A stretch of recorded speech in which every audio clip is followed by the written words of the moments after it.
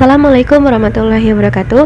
Hi, I'm Andini Rahma. I am from fourth group of Semantic and Pragmatics, which is our group consists of Gadis, Hasna, Humaira, Siti, Maslahatul, Ummah, and me, Andini Rahma. And today, we would like to explain about speech acts and deixis. The first explanation is about the role of deixis person, spatial and temporal in transforming direct speech into indirect speech. Now, let me give you an example of utterance, and this is direct speech that Andini said to Gadis. Aren't you going to return this book to the library tomorrow? Okay, now let's transform it into indirect speech or reported speech that Lala become a third person between Andini and Gadis, and Lala told their conversation to another friend, and it becomes Andini begged her sister to return that book the following day. Okay, now let's discuss the deixis. The first is person deixis. There is different forms of expression that refer to the Reverend Gadis. Okay, in direct speech by Andini as a speaker, the utterance used for referring for the entity Gadis is a pronoun you. In aren't you going to return this book to the library tomorrow? Meanwhile, in reported speech by Lala as a third person, the utterance used for referring Gadis is her sister.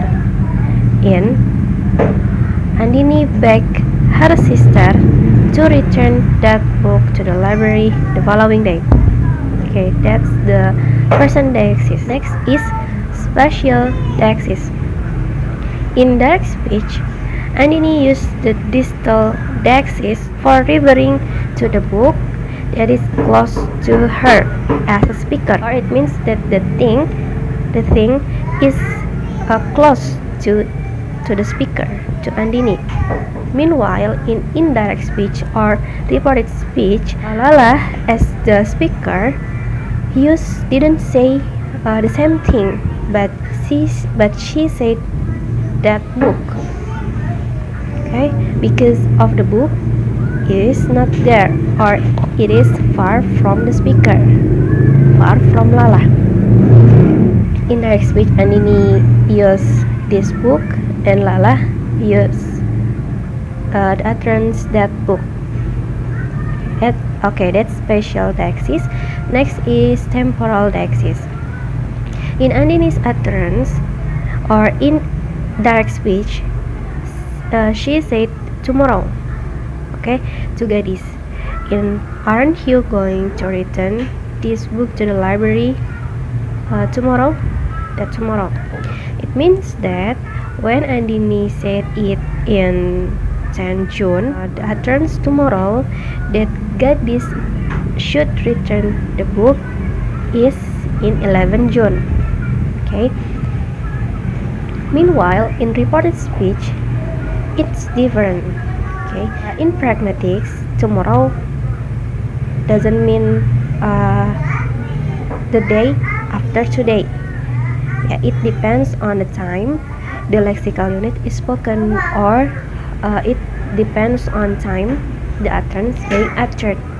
It's time like Lala.